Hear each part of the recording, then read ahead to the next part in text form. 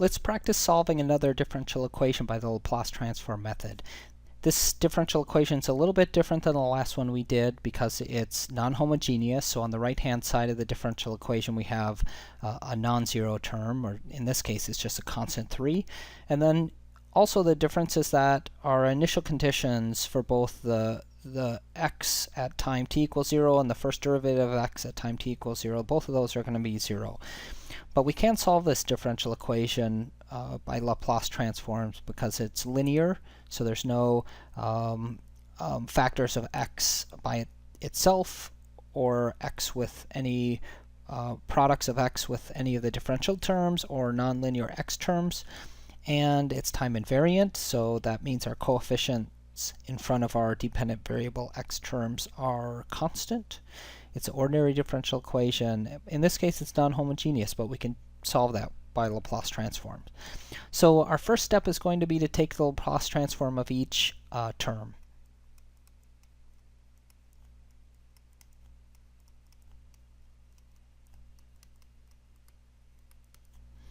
Okay, the Laplace transform of x double dot is s x of s minus s x of 0 minus x dot of 0.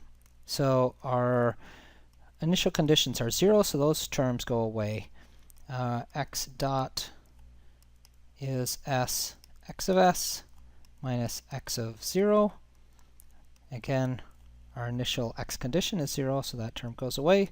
And the Laplace transform of x will just be x of s. So we have one last term. I need a little bit more space here. But our last term is the Laplace transform of our constant. And that's a step function, so that's 3 divided by s. So now we make this substitution.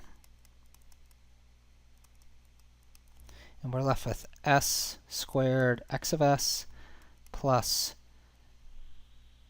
2s x of s plus 5 x of s equals 3 divided by s.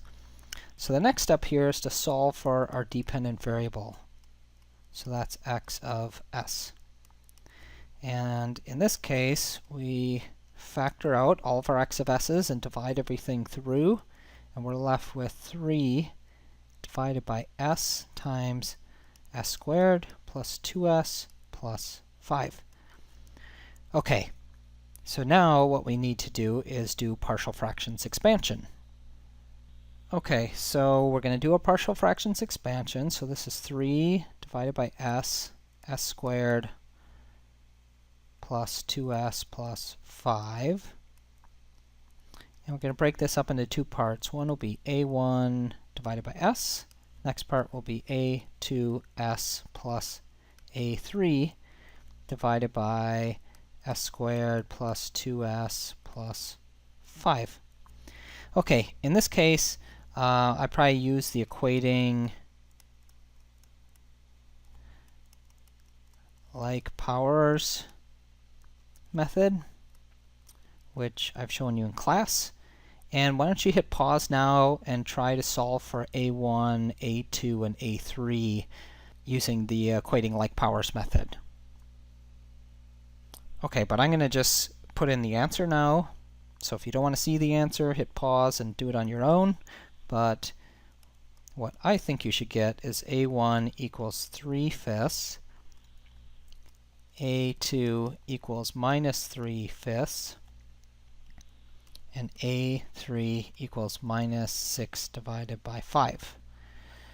Okay, so if we substitute these back in, then our x of s will now equal 3/5 divided by s plus minus 3/5 s plus minus 6/5 divided by s squared plus 2s plus 5.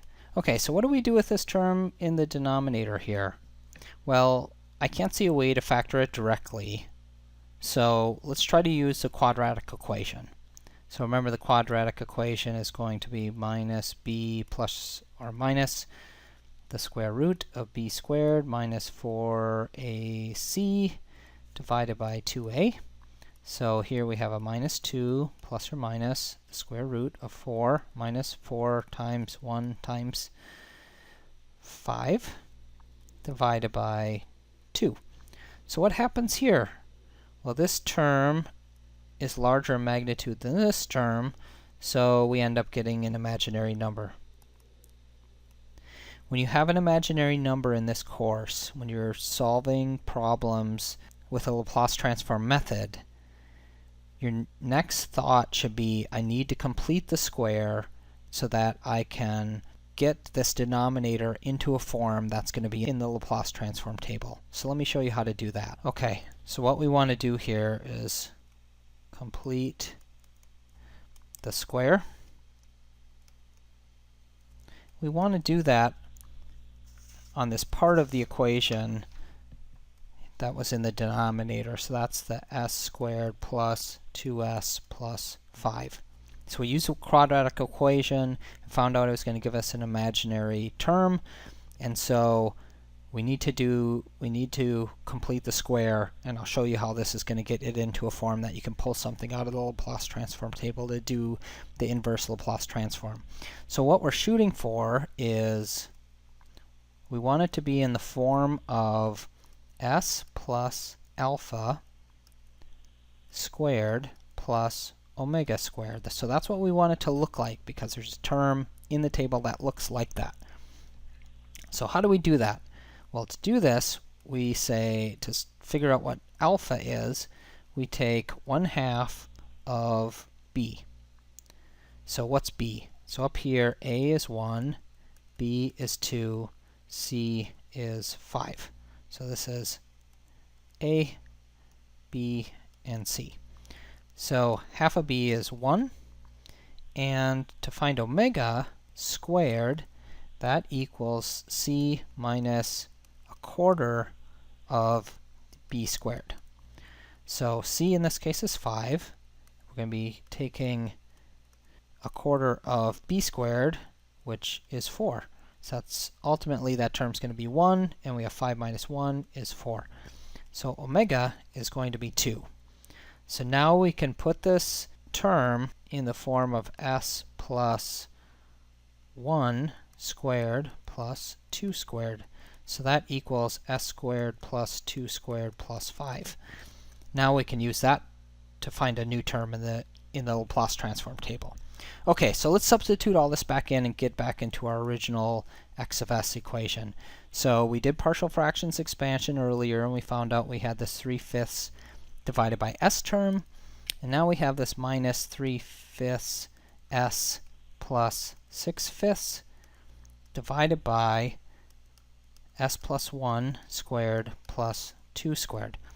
Okay, let's look in the Laplace transform table. The Laplace transform of e to the minus alpha t cosine omega t is s plus alpha divided by s plus alpha squared plus omega squared. Just for future reference, e to the minus alpha t sine omega t, that term is omega divided by s plus omega squared, or s plus alpha, and that quantity squared plus omega squared. Actually, we are going to end up using that sine term in this situation as well. Okay, so what we want to do is rearrange this term up here so that it looks like these two terms down here. And we're going to use this trick that you're going to end up using quite a few times in the class. So let me show that to you right now. Okay, so we have our x of s equation. That equals 3/5 divided by s. Now what we're going to do here is we can factor out this 3/5 term. So now we have a 3/5 s plus 2 divided by s plus 1 squared plus 2 squared. Okay, so this was the 3/5 s. If you multiply this 2, we'll have 6/5. So all I've done is factored out a 3/5 here. This is the same equation that what we had before. Let me go back up and show that to you. Okay, so this is the 3/5. We're factoring out 3/5. and the 6/5 becomes 2 once you factor out a 3/5 from that term. Okay, so here we are. We're getting closer, but the next trick is we just keep this first term, but here we break up this s plus 2 into an s plus 1 plus 1. Now this gives us s plus 1 squared plus 2 squared. So why are we doing this? That's a 2 to the second power here. Why are we doing this? Well, we're going to try to get it into the form of those two terms in the Laplace transform table. Just keep carrying this first term along. Now we have a minus 3/5 s plus 1 divided by s plus 1 squared plus 2 squared. And here we have a minus 3/5 times 1 divided by s plus 1 squared plus 2 squared. Okay, so I took that 2 that was in the quantity in the numerator, that was s plus 2, and I broke that up into s plus 1 plus 1 so that I could pull this fraction into two pieces. Now, if we go back up here and let's look at what we're shooting for. Okay, so these are two Laplace transforms. We're looking for this one, which is s plus alpha. Do we have that down here? So I think we do. That would be this term. So this is going to be our cosine part, or exponential, decaying exponential times a cosine. Now this one is supposed to be an omega in the numerator, so it should be the same as this omega that's in the term in the denominator. What we have right here is a 1. So how do we get this 1 to be a 2?